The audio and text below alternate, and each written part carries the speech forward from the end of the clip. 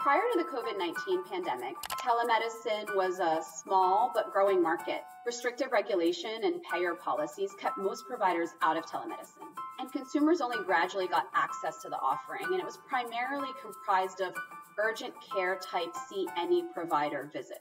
Most commercial plans eventually offered see any provider access, but consumer awareness remained low, and even among those aware, they were very skeptical of the quality of care and reluctant to give it a try. That means that even when employees had access to telehealth through their employers, adoption was commonly less than 5%. COVID-19 forced regulators and payers to remove barriers to telehealth, including reimbursement expansion by CMS, commercial payers reimbursing telehealth visits at parity with in-person visits, relaxation of HIPAA constraints and provider licensing standards across state lines, and commercial payers temporarily waiving patient copays. As a result, the majority of providers have adopted telemedicine solutions and dramatically increased the types of visits offered. They've simply been forced to.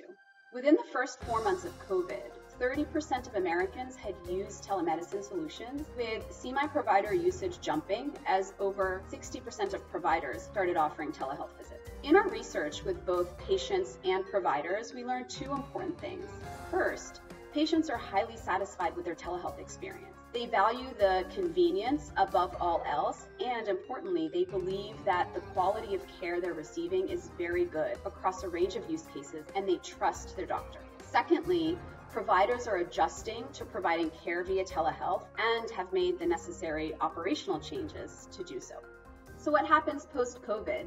Telemedicine will likely return to a new normal, which is above pre-COVID levels, but below the current peak, with tighter integration into traditional brick-and-mortar practices and greater use of telemedicine tools in specific use cases and on specific populations. For example, in behavioral health, for physical therapy, with elderly populations, and more generally with populations that have restrictions on mobility and access to care.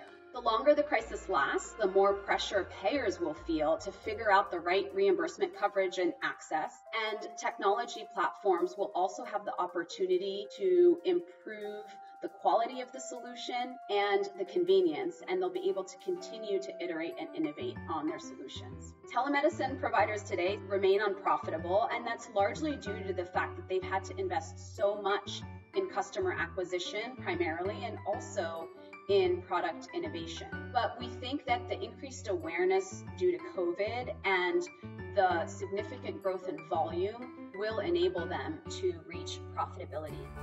So what do we think about telemedicine? It's certainly here to stay in a meaningful way. Provider businesses will be faced with strategic decisions about the role of telemedicine and how much to invest in capabilities, how to adapt their operation in order to be more efficient and effective at delivering care. And payers and self-insured employers will need to address how to incorporate virtual care offerings into their portfolio, how to reimburse for these offerings, and how to drive usage among their members.